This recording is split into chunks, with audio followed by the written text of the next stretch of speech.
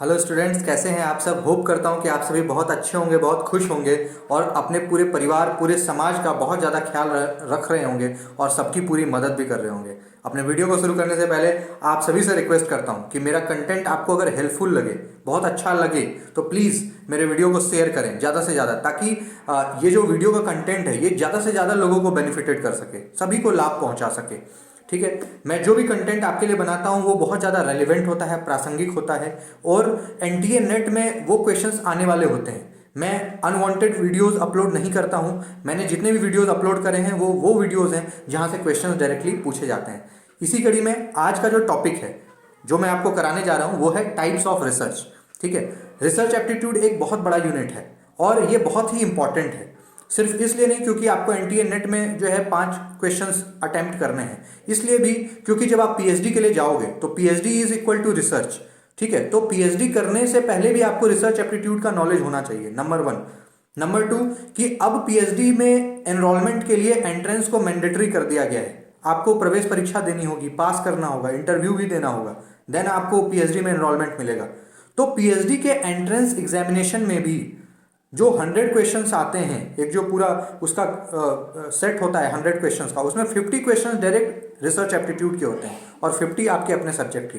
तो आप इससे ही अंदाजा लगा सकते हैं कि रिसर्च एप्टीट्यूड कितना इंपॉर्टेंट यूनिट है, बहुत इंपॉर्टेंट है। इससे आउट ऑफ अगर पूरे 10 यूनिट्स की बात करें तो रिसर्च से इंपॉर्टेंट शायद कुछ भी नहीं है। ठीक है। और आपके अपने लाइफ में भी ये बहुत ज़्यादा आपको मदद करता है बहुत सारे प्रॉब्लम्स को सॉल्व करने में।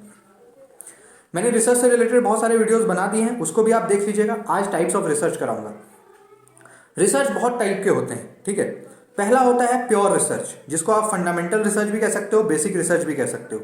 जैसे इसका नाम ही है प्योर, मतलब मौलिक शोध। इसमें क्या होता है, फॉर एग्जाम्पल के तौर पे सपोज करिए कि आप जब अननोविंगली, है ना, आपको पता नहीं है, फॉर एग्जाम्पल न्यूटन थे, न्यूटन को पता नहीं था कि वो सेब के पेड़ के नीचे बैठेंगे और सेब गिरेगा और उनको अचानक से ऐसी फीलिंग आएगी कि सेब नीचे ही क्यों गिरा, ऊपर क्यों नहीं गया, है ना। और उन्होंने इस पे शोध किया और ग्रेविटेशन की जो पूरी थ्योरी है वो आज हमारे सामने है।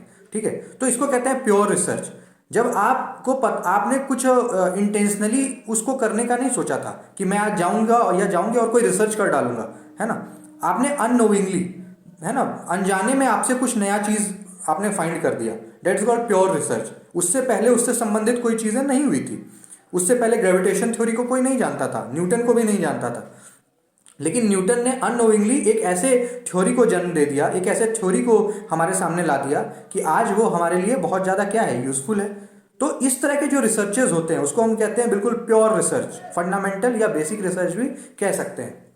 दूसरा रिसर्च का टाइप होता है एक्शन रिसर्च। ठीक है। एक्शन रिसर्च क्या है, एक्शन नाम से ही है इसका एक्शन। इट मीन्स मान लीजिए कि आपको किसी चीज का रिजल्ट बिल्कुल क्विक चाहिए, इंस्टेंट चाहिए, आपके पास समय कम है।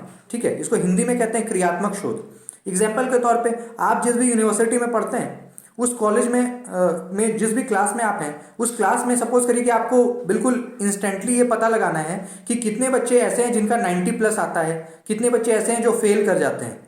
ठीक है। तो आपने क्या किया कि इंस्टेंटली उस क्लास में से 50 बच्चे हैं मान लीजिए आपकी क्लास में, आपने किसी भी 5 बच्चों को रैंडमली उठाया और उनसे पूछा कि आपके कितने परसेंट थे, और उस बेसिस पे आपने पूरे क्लास का परसेप्शन बना लिया कि अगर इन 5 बच्चों का ऐसा मार्क्स आया था, इट मीन्स कि पूरे 50 बच्चों में ऐसे मार्क्स आए होंगे। इसको कहते हैं एक्शन रिसर्च।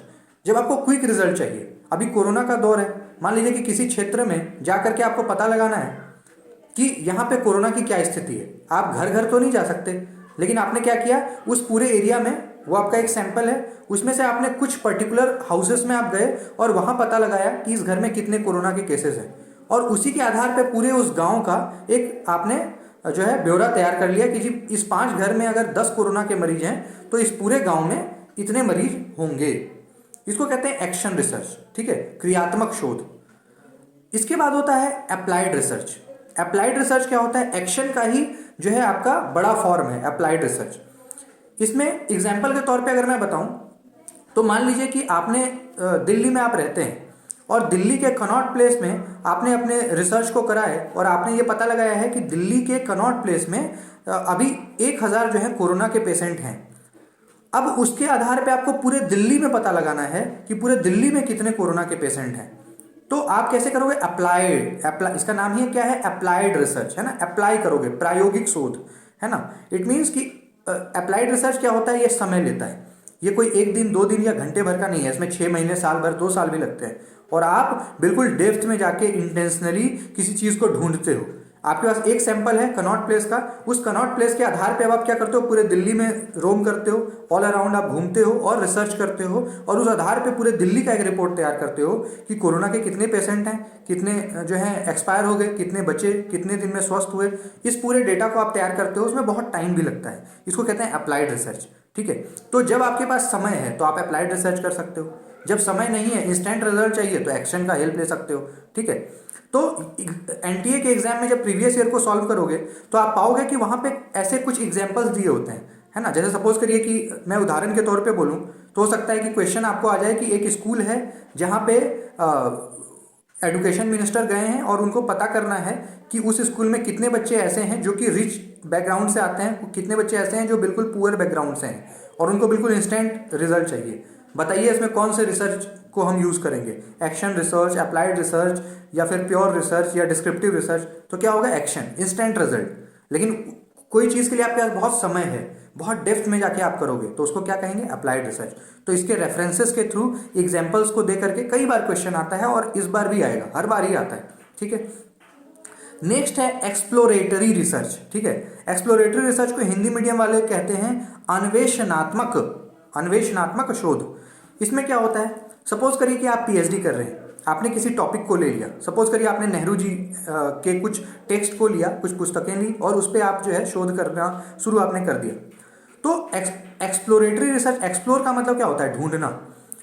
कि आपको अगर नेहरू जी के कुछ किताबों पे, या अंबेडकर जी के, या गांधी जी के कुछ पुस्तकों पर शोध करना है, तो उसको करने से पहले आपने नेहरू जी के सारे पुस्तकों को एक बार पढ़ा, एक बार देखा, उससे संबंधित प्रोफेसर से बात की, उनकी राय मशविरा आपने लिया, है ना। मतलब इट मीन्स कोई होता है ना, कोई काम आप अपने जीवन में शुरू कर रहे हो, तो शुरू करने से पहले आप क्या करते हो? पहले पता लगा लेते हो।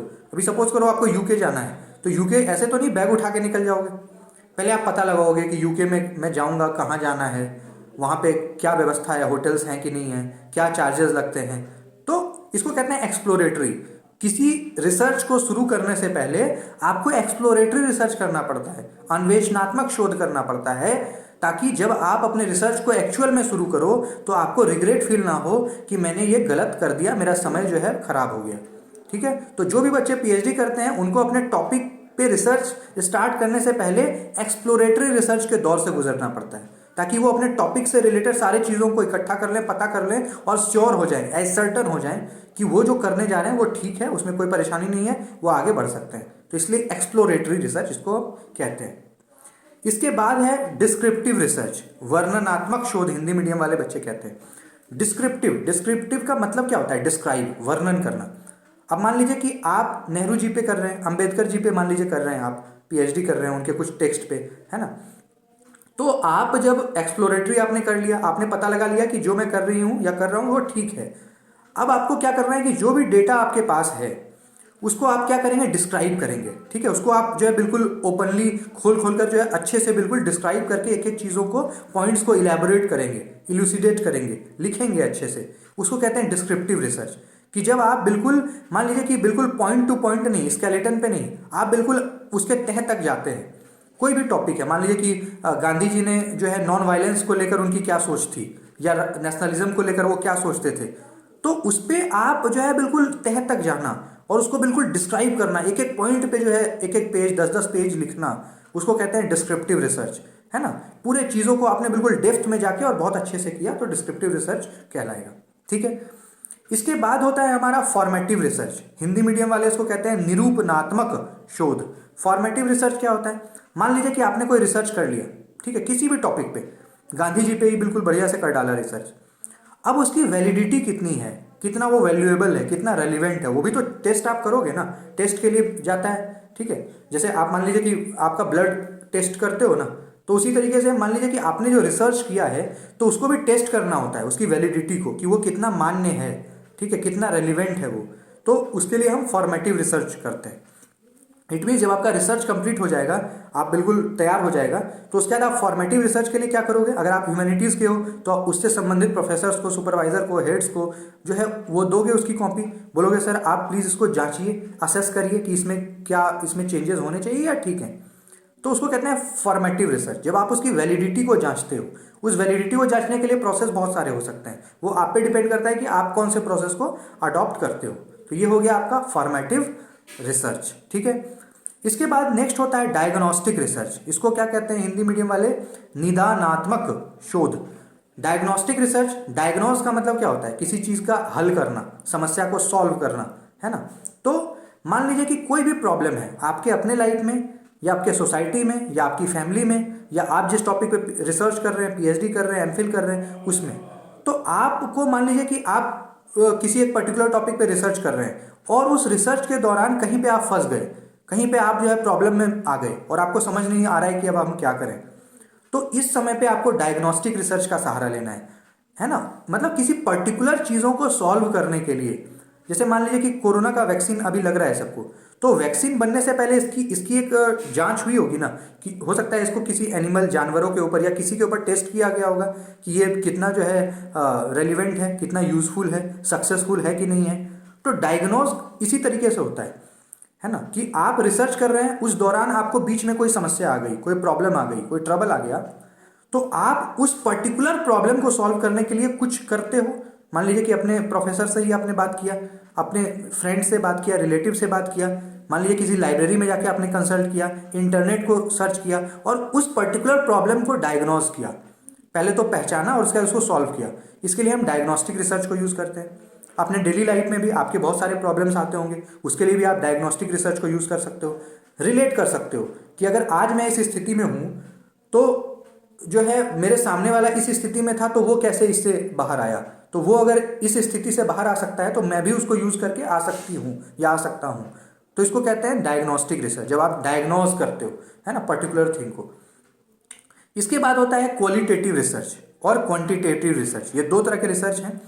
तो जो ह्यूमैनिटीज़ वाले बच्चे हैं वो हमेशा क्वालिटेटिव रिसर्च करते हैं, ठीक है। जो भी ह्यूमैनिटीज़ में इंग्लिश के, पॉल साइंस, हिंदी, संस्कृत, है ना, इकोनॉमिक्स में तो नहीं होगा पूरा क्वालिटेटिव, लेकिन जो ह्यूमैनिटीज़ के हैं, प्योर ह्यूमैनिटीज़ वाले बच्चे हैं, वो लोग क्वालिटेटिव रिसर्च करते हैं। और जो साइंस या मैथमेटिक्स वाले बच्चे हैं वो क्या करेंगे? Quantitative research. मतलब क्वालिटेटिव रिसर्च जो होता है वो क्वालिटी बेस्ड होता है। जैसे मान लीजिए कि आप इंग्लिश लिटरेचर के हैं, आपको क्या करना है? आपको न्यूमेरिकल डेटा पे काम नहीं करना है, आपको 2+2 4 पे काम नहीं करना है। आपको क्या करना है? आपको फैक्ट्स गैदर करना है, इंफॉर्मेशन को मस्टर करना है ना, बहुत सारे तथ्यों को जो है सामने लाना है, उसको लिखना है, इकट्ठा करना है। लेकिन जो मैथमेटिक्स वाले बच्चे हैं, साइंस एंड टेक्नोलॉजी के बच्चे हैं, कंप्यूटर के बच्चे हैं, वो लोग क्या करेंगे? वो लोग न्यूमेरिकल डेटा पे काम करते हैं, वो लोग न्यूमेरिकल भी सॉल्व करते हैं, मैथमेटिकल टूल्स का यूज़ करते हैं। तो वो हो गया क्वांटिटेटिव, जो क्वांटिटी पे काम करते हैं, संख्या पे काम करते हैं। और ह्यूमैनिटीज़ वाले बच्चे क्या करते हैं? क्वालिटी, उनके वर्क में क्वालिटी होनी चाहिए, है ना। मतलब जो आप भले ही कम लिखें, लेकिन जो लिखें वो कारगर हो, बहुत ज़्यादा प्रासंगिक हो, है ना। इस चीज़ पे आपको ध्यान देना है। तो क्वालिटेटिव अलग हो गया, क्वांटिटेटिव रिसर्च अलग हो गया। इसके बाद एक और रिसर्च होता है जिसको हम कहते हैं एक्सपेरिमेंटल रिसर्च। एक्सपेरिमेंटल रिसर्च मतलब प्रयोग से संबंधित शोध होता है। इसमें क्या होता है कि मान लीजिए कि आप बहुत सारे प्रयोग करते हैं। जैसे मान लीजिए कि आपको किसी पर्टिकुलर स्कूल में पता लगाना है कि वहाँ मिड डे मील चल रहा है कि नहीं चल रहा है, टीचर्स जो है बढ़िया से सर्विस दे रहे हैं कि नहीं दे रहे हैं। तो आप क्या करोगे? एक्सपेरिमेंटल रिसर्च के लिए क्या करोगे? अपने जहाँ पे भी आप रहते हो उसके आसपास किसी गवर्नमेंट स्कूल में अचानक चल गए और वहाँ जाके देखा कि वहाँ पे मिड डे मील के मान लीजिए कि 2 बजे वहाँ पे भोजन कराया जाता है। 2 बजे पहुँच गए, देखा कि वहाँ पे हो रहा है कि नहीं हो रहा है, ठीक है। फिर किसी स्कूल में चले गए अचानक से, सडनली, रेंडमली, तो आपको पता लग गया कि भाई इस शहर में मिड डे मील स्कीम जो है सही से लागू है, इम्प्लीमेंट है या नहीं है। तो इसको कहते हैं एक्सपेरिमेंटल रिसर्च। जब आप तमाम नए नए एक्सपेरिमेंट करते हो, है ना। हो सकता है कि आप किसी को फ़ोन करके पता कर लिए कि सर मिड डे मील आपके यहाँ चल रहा है कि नहीं चल रहा है, आप प्रशासनिक स्तर पर पता करवा लिए, या आपने किसी एक अपने एजेंट को भेज दिया, ठीक है। तो आपका जो भी टॉपिक है उससे संबंधित जब आप तमाम तरह के नए नए एक्सपेरिमेंट करते हो, है ना, इंटरव्यू कर लिया नए लोगों का, ठीक है, केस स्टडी कर लिया, किसी गांव में अचानक से जाके सर्वे कर लिए, एक्सपेरिमेंट करना। आप अपने साथ भी एक्सपेरिमेंट कर सकते हैं, है ना। हम लोग अपने लाइफ में भी तमाम तरह के एक्सपेरिमेंट अपने आप पे भी करते हैं या कर सकते हैं। ताकि हम बहुत ज़्यादा क्या हों, रिजल्ट ओरिएंटेड हों। तो इसको क्या कहते हैं, एक्सपेरिमेंटल रिसर्च। जब हम एक्सपेरिमेंट करते हैं रिसर्च के रिजल्ट्स को फाइंड करने के लिए, तो उसको हम क्या कहेंगे, एक्सपेरिमेंटल रिसर्च कहते हैं। ठीक है, तो इतने टाइप्स के रिसर्च हैं जो इंपॉर्टेंट हैं। करीब मैंने 10 टाइप्स ऑफ रिसर्च करीब करीब मैंने बता दिए। ये सारे बहुत इंपॉर्टेंट है, इससे एक क्वेश्चन आना बिल्कुल तय है, 110%, है ना। ये बहुत ही इंपॉर्टेंट टॉपिक है रिसर्च एप्टीट्यूड का, इसको अच्छे से समझिएगा। मैं जो भी बना रहा हूँ उसको नोट करिएगा कॉपी में, उसको रिवीजन करिएगा। आपको ज़्यादा करने की आवश्यकता नहीं होगी, क्योंकि मैं बिल्कुल रेलिवेंट चीज़ें आपको पढ़ा रहा हूँ। ठीक है, हो सकता है मेरे वीडियो में आपको बहुत ज़्यादा टेक्निकल चीज़ें ना दिखे, ताम झाम ना दिखे, बहुत सिंप्लिसिटी दिखे, लेकिन मैं ये कोशिश करता हूँ कि मेरा कंटेंट जो है वो बिल्कुल आपको अप टू डेट मिले और रेलिवेंट मिले और आपके बहुत काम का है। ठीक है, तो आप सभी अपना ख्याल रखिए, और अच्छा लगे तो प्लीज़ शेयर करिएगा, सब्सक्राइब भी करिएगा। Thank you.